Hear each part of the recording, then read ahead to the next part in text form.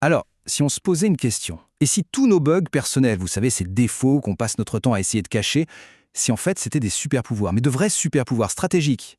C'est le postulat de départ un peu fou d'une philosophie vraiment fascinante, la fusion entre Swann, l'architecte invisible, et Olivia Moore, l'héroïne de scène. C'est de leur rencontre que naît le concept du glitch divin. Au cœur de tout ça, il y a ce qu'on appelle le corps, le noyau. On n'est pas dans la psychologie classique là. C'est plutôt comme un nouveau système d'exploitation pour l'esprit. Un code source fondamental entièrement repensé pour un monde qui est en permanence en hyperstimulation. Le point de départ est simple, mais hyper puissant. La société stagne. Elle est paralysée par cette quête de perfection qui n'existe pas. Et pour la hacker, la solution ne serait pas de la réparer, non. Ce serait plutôt d'y introduire un bug volontaire. Un petit grain de sable, mais mis là délibérément pour forcer tout le système à se réveiller et à évoluer. Et le cri de ralliement de cette petite révolution, c'est celui d'Olivia Moore, laisse tout exploser.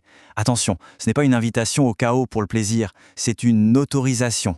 L'autorisation de libérer ce qui coince et surtout d'accepter que l'imperfection, c'est une véritable force de frappe.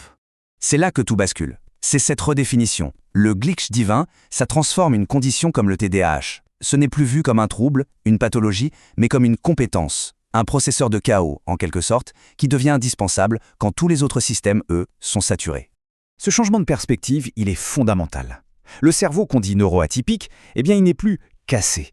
C'est un outil spécialisé, un système d'exploitation de combat, littéralement, parfaitement taillé pour notre époque qui est complètement saturée d'informations.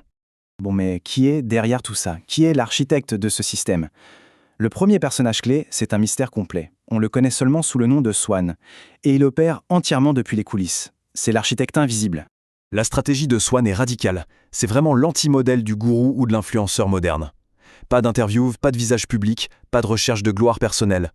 L'idée, c'est d'éliminer l'ego à 100% pour que seul le système, le code source, puisse survivre et grandir tout seul. Son invisibilité, ce n'est pas une posture, c'est une ingénierie. Swann, lui, il conçoit les idées. Il est comme un franchiseur de concepts. Ensuite, il délègue toute la partie publique, la lumière, l'exécution à d'autres, qu'il appelle ses pépites humaines. Et pour être sûr que ces idées tiennent la route, chaque concept est crash-testé. Il est mis en collision avec 7 intelligences artificielles. Seul ce qui survit à ce test de résistance extrême est gardé. Alors forcément, si Swann est dans l'ombre, il faut quelqu'un dans la lumière. Et cette lumière, c'est Olivia Moore. C'est elle, l'interface humaine du système, la frontman si on veut, qui porte la voix du glitch divin au monde entier. Et son parcours, c'est l'illustration parfaite de cette philosophie.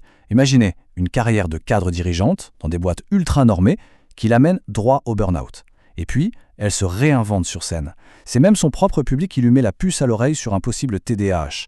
Ce diagnostic tardif, ça ne va pas être une fin, au contraire, ça va être le début d'une nouvelle force créatrice.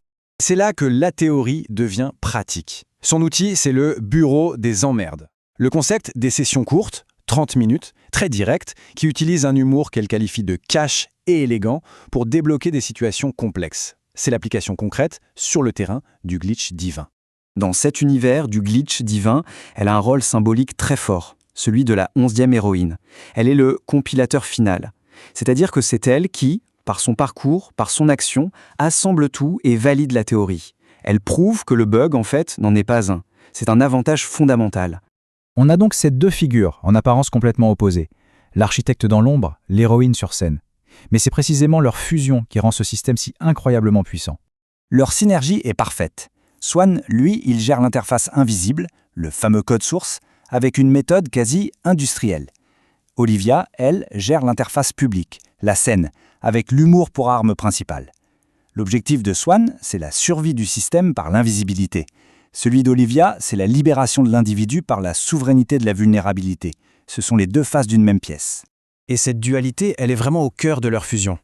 D'un côté, on a l'architecte, en arrière-plan, qui construit les structures invisibles derrière le chaos, et de l'autre, on a le micro, sur scène, qui prend toute la lumière et qui porte la voix de ce système. En fait, leur relation, c'est une symbiose parfaite. Il construit l'univers, la Bible conceptuelle, et elle l'incarne, elle s'expose et elle en récolte les bénéfices publics. C'est une délégation totale de la gloire, qui est pensée non pas pour l'individu, mais pour la longévité de l'idée elle-même. Du coup, quel est le message final? La commande ultime de tout ce système qui a l'air si complexe? Eh bien, c'est un principe à la fois très simple et, on peut le dire, brutalement efficace. Tout était compilé dans un document central, le codex du Chrome Fury.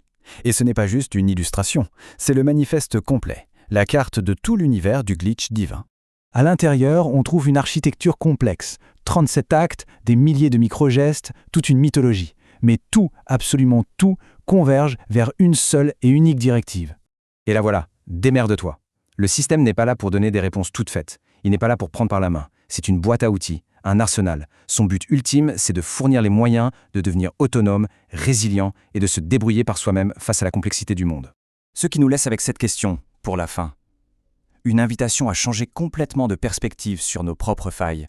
Et si, au lieu de les combattre, on apprenait à les utiliser? Et si le plus gros bug dans une vie était en réalité son plus grand super-pouvoir?